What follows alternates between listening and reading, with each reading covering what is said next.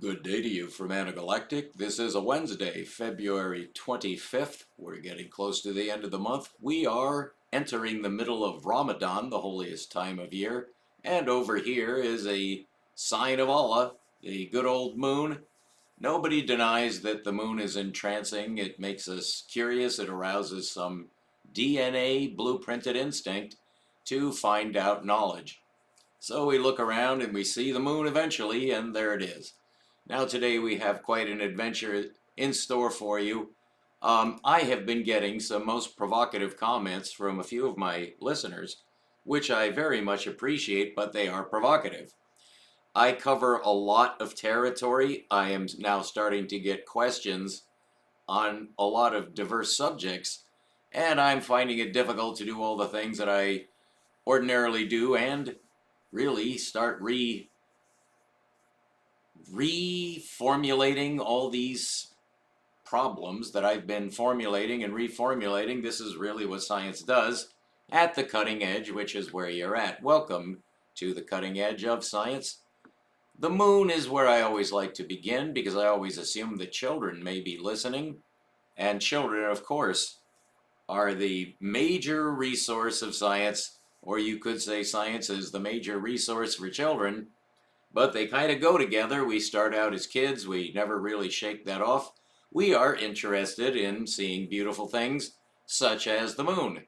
What else might we look at this station? Well, we cover, as I said, a lot of ground. Let's just see what this ground may consist of. This was part of our mathematical presentation, where I explained to you that this diagram, although it's quite profound, is just a little bit off base because that formula for the curve, which you can see is two curves, I think you can see that, but it's in the upper plus plus quadrant that we have y equals 1 over x. That is an imbalanced equation. It's just a matter of notation, but when you rewrite it correctly, it's y over 1 equals 1 over x. And to answer a previous, actually an exam question, because I did not give you the answer to what I thought was going to be a quiz question, but if the teacher doesn't give the answer to a quiz question, then it becomes an exam question. So the question was, what happens if you rewrite this instead of y over 1 equals 1 over x? What if you write it 1 over y equals x over 1? And I think you may have figured out the answer while I was asking the question, which I never did answer. You get exactly the same curve. And what that means is you can rewrite this equation, xy, by which is meant x times y, equals 1. X times y equals 1. Now, if you think about that, you could plug in 1 and 1 because then both x and y are 1 and they would multiply to 1. And indeed, the coordinate 1, 1 is on this curve. So that is a valid example. Let's see what happens if we go to x equals 2. I think you can read that we don't want to say 2 though, because these are two coordinate numbers. So you want to say, instead of 2, it's 2 over 1. It's 2 over 1 is this location. Am I right? That's x equals 2 over 1. Well, I think you can guess what is way over here on the other side of 1 over 1 if you have y equals 2 over 1, or if you have x equals 2 over 1, and these are two different points reflected around 1 on a curve, then what you discover is that 2 over 1 is reciprocal to 1 over 2. So that when 2 is x, then y is 1 over 2. And I'm in the habit of doing the same thing I'm scolding you to train yourself not to do. So I might be a little bit of a hypocrite, but we're all learning, we're all practicing.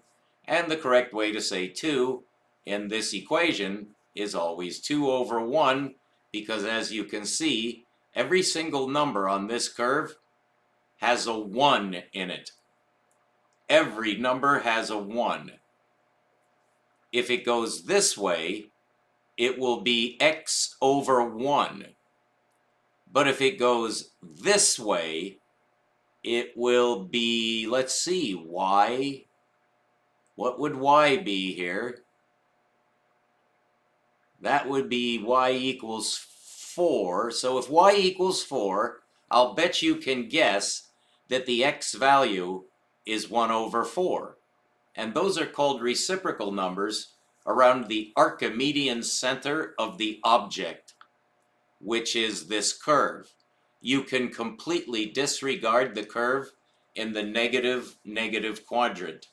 It is merely the reflection around the origin. A most intriguing thing to be able to say. Here's something else which I believe you may recall if you have tuned in to some of my prior lectures, but let's just zoom this down here. I apologize. I will make this a little bit smaller so we can see it. There it is. That is the ideal geometric representation of electromagnetism. I have several videos on that. Here's our next delight, which you are certain to recognize if you have tuned into any of my videos. And this just never, ever, ever has the whole diagram that I want here. So give me just a mo while I stretch this, because it's very important to see where that graph ends, because it's an asymptote. And if you switch over here and do as we did before with x over 1 equals 1 over y, or inverted, you see a similar reflection curve.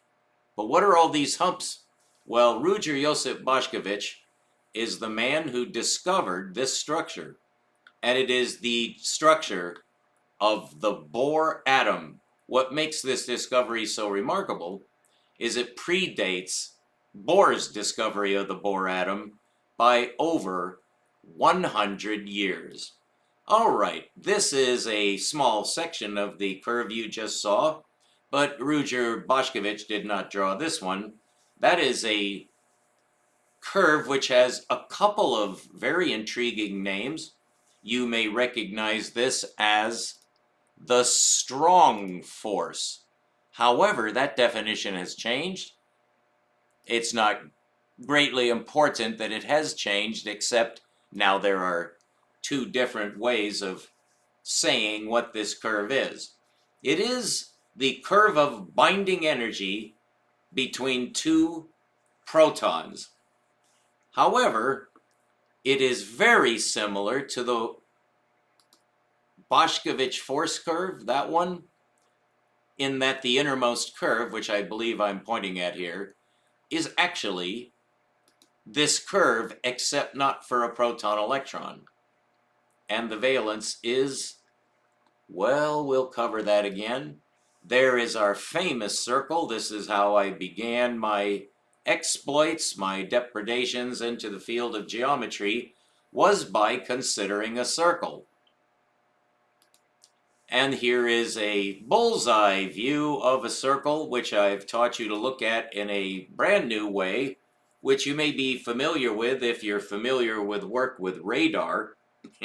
But this is actually a certain kind of polar projection, the simplest of all polar projections. And what it actually shows you is that concentric circles can parameterize the plane. What I discovered is those concentric circles can be given numbers. So we have, I believe we've already seen that, and now for something completely different.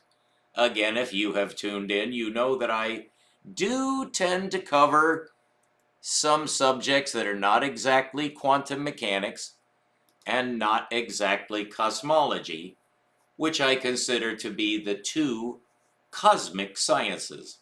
You have to go to the extremely small in order to view atomicity, which has been hunted for centuries and actually millennia. What are the smallest building blocks of the universe? I think most school students that is, younger students than we are, we're all students, would tend to say, I believe you know the answer. But here we have the Colorado Plateau. It actually is labeled the Colorado River Basin, and why would I delve into this obvious exploit into what would only be callable as geography and perhaps geology? It is in fact intended to show some geology, specifically the geology of the Colorado Plateau and River Basin system, which includes the greatest wonder in the solar system, if not the entire universe. That may be going a little too far. This is the beauty pageant contest situation again, but I think we all have heard of the Grand Canyon. Holy Toledo, the Grand Canyon. Fabled. The romantic. Of course, it is a little hot. If you want to hike to the bottom, good luck. I wouldn't do it. Because you know why? You're going to have to hike back up. And that is quite a little hike down. Quite a little hike back up when it's 105 degrees. You may not actually want to do that. But you can certainly look over the edge. Don't get too close to the edge. The reason is not that you might fall. Although you might, I don't think you would be tempted to fall off the Grand Canyon edge. You would actually have to look around for a while before you could actually fall off the edge of the Grand Canyon. But certainly, if you looked around and tried hard enough, you could find a place where you could fall off the edge.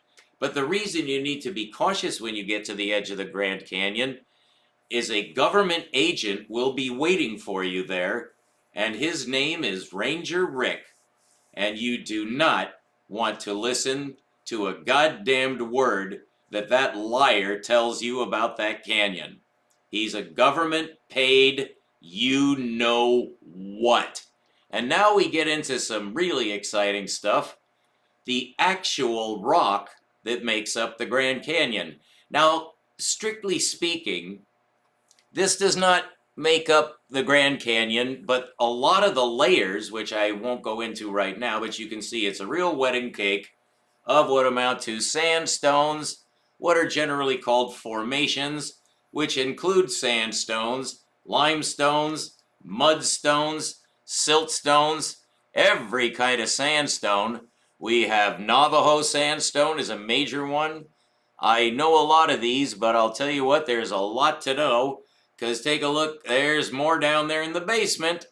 Oh, that's actually called the basement rock, which is named after Hindu gods, the Vishnu formation, the Brahma intrusion, the something else, this and that, because it's granitic rock, as I rather obscenely use the word granite completely ineffectively, except in my own strange classificational system, which greatly simplifies geology for a non-geologist. How many kinds of rock are there? The rock hounds will tell you, oh my God, tens of thousands. There are two, and there are only two kinds of rock, the granites and the limestones. Why am I so brash as to just completely change the dictionary definition of granite? Because we need a superpositional word for a superclass of all frickin' rocks so that we can tell the difference between one major kind and preferably just one other one. Well, you got to be a classificational expert to be able to do something like that, and nature has to comply. So what does nature say are her two kinds of rocks? Well, there's the other one, limestone. So there's granite and there's limestone. What comes out of volcanoes is granite. Absolutely false. You can look that up anywhere. I'm completely out of line, but that's how I'm using the word granite. Otherwise, I'd have to say about 5 different kinds of rock, including metamorphic, including basalt, which we've found on other bodies in the solar system, by the way. So we do have quite a few kinds of rock. But in general, what you have are sedimentary rocks and every other kind.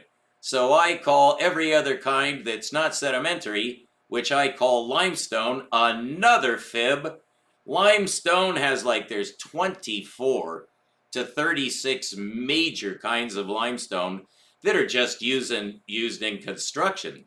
Beautiful stones to make them beautiful buildings. All kinds of colors. Marble is metamorphosed limestone. Marble is world famous as the preeminent building material. OMG, you can study it lifetimes. Lifetimes. Remember, we're always beginners. But this is a stack of sedimentary rocks, none of which are granite, none of which are non-sedimentary. They're all sedimentary, and they have names that say at the end, sedimentary, every single one of those layers. So the big question is, what is sedimentary rock? Where is it? How do we study it? And what does it have to do with the Grand Canyon? Oh my goodness. Well, that's one of those topics that I just think is absolutely fascinating. Why? Because then you find out about your environment. This is a breakdown of the layers that occur in what's called the staircase sequence that goes from here, it's Cedar City, Cedar Breaks, all the way through Bryce Canyon. Holy Toledo, that's very nice. Bryce is nice. I think no one will disagree. There's Zion Canyon. There are the coral pink sand dunes, the white cliffs, the vermilion cliffs. We get the Colorado River. There's the Navajo Mountain in the distance, the chocolate cliffs. And we have the Kaibab Plateau. We're getting to the Grand Canyon, and there she is. And there are those layers, but you can see that the layers of the Grand Canyon stretch all the way over here, way up into Utah. So I find this absolutely fascinating. I hope you do too. Here is a breakdown of what's in Zion National Park. Gesteinsschichten, made by a German man, I would say, showing the names of the formations, the limestones, the sandstones, etc. Here we have what I call a temple, technically a mosque. You see, I like to make superclass words, and this is a kind of temple. But there's also a temple kind of temple, just as there is a limestone kind of limestone and a granite kind of granite. So that's how I use superclass words, is to make things simpler. Here is just some more. Oh, and here's our hero, Curt Jaimungal, my favorite science presenter on the YouTube circuit. He just interviewed another extraordinary man, amazingly a mathematician. It never ceases to amaze me how Curt can find exciting mathematicians. But he does. He's the best. He's the best interviewer. He's the best scientist. And he has a bloodhound-like ability to find the most interesting people. And he has a very popular channel, and I'm a subscriber, and I don't usually subscribe to anything, but Curt just had on, well, let's find out from his own mouth. Let's just turn him on for a second. I think I have to change something in the, oh, no, I don't. I'm just going to let you hear about, a few seconds of this so you know what, this just came out today. Here's what Curt says, if I can turn this on. The philosophical one is, what is math? What is math? The inspirational one is, why do you believe that IQ, which that man is French, and he is a delight to listen to. I just want you to hear his voice. Why do you think that's overstated when it comes to understanding or contributing to breakthroughs? Let's tackle the conceptual ground first and get into Curt is an excellent interviewer. He's just setting this guy up so he's comfortable. He wants. What is math?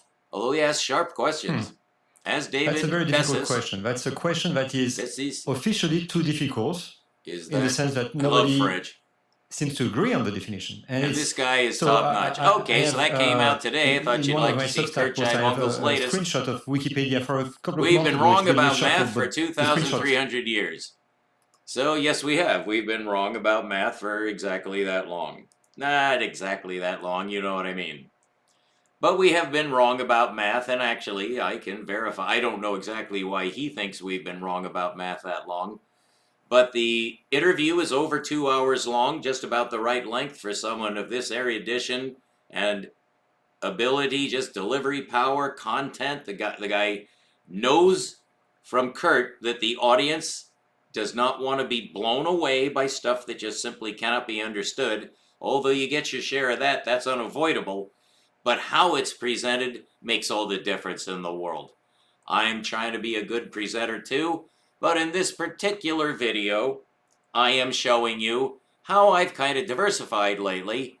And this is David Bessis' book. I just wanted to give a little shout out to anybody. I'm not going to buy it, but you can buy it. I would say it's worth reading. I just don't have money for books. And we've been wrong about math for 2,300 years. You can actually read this, I believe. And this is something that was cited by William Thurston, who is one of the most respected geometers. He's in my field, and so I read a lot of this. What this is about is what is math? And you might say, well, the geometers being consulted, yeah, they want to know what math is too. Everybody wants to know what math is. What's interesting is, and it's brought out in the interview, nobody knows what math is. It's actually, nobody knows.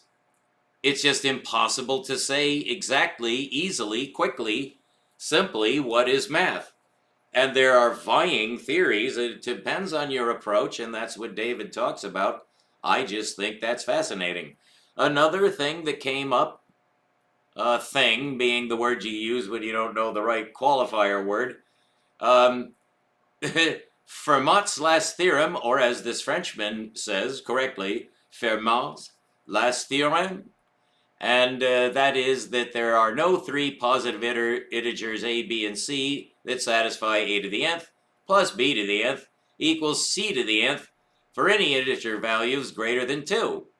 We know that works for 1. Just plug in any number, it works for the exponent 1. Exponent 2, those are called, they have a name. They're perfect, is that perfect triangles or something? There's a name for those. Oh, Pythagorean triples is when x squared plus y squared indeed equals the hypotenuse squared.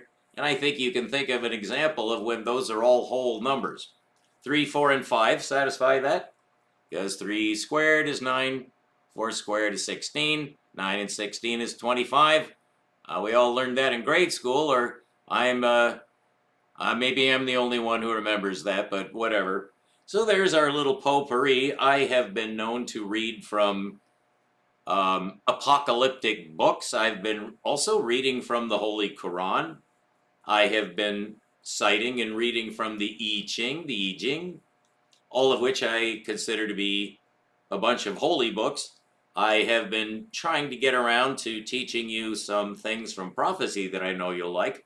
Even if you don't care for prophecy, it just sounds like religion, you're just sick of this crap, you'll like this. Because there's really something there. There's a reason why the prophets are respected, certainly in Islam, where they respect all prophets. Well, so do I, so should you. You don't feel like it? Well, that's because you've been brainwashed. So I'm here to just make sure you have choices. Not to brainwash you with some conflicting system to overcome your brainwashing with some other kind.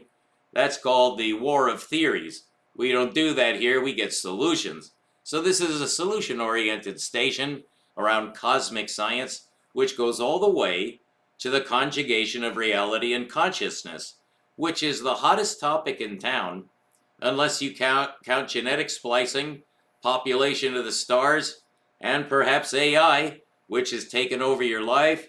I'm sorry, that's already a done deal. It's already taken over your life. And then you just get into, I wonder what's going to happen next in global politics. Well, I cover just a little bit of all of those things, just so you'll know what your choices are. This, you don't have to just continue to believe whatever you were told. You should know what men think, where they disagree. But you need both sides. The universe did not come from a Big Bang. That's absolutely insane. There's no such thing as cosmological expansion. You're not from monkeys. You're not descended from any animals. These are facts that have been proved in my lifetime. Yes, the world was scoured by a flood. It was ecocidal too. And yes, there was genetic speciation of the animals and plants, but it was guided by angels. Well, you may not believe that. You don't have to believe that. I'm just telling you. That has also been proved, but by a proof system you may not be familiar with, but it certainly does not take second place to science.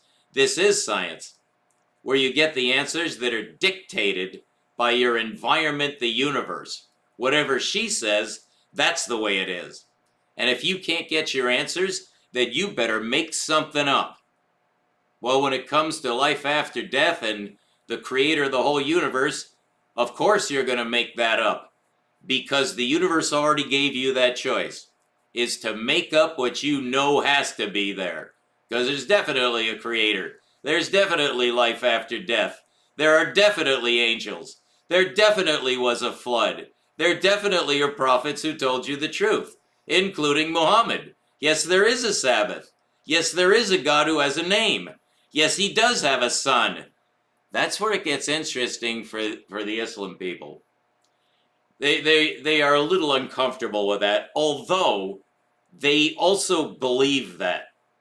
But you have to be really cautious when you say son, because that can easily be misinterpreted as what the Catholic devils say.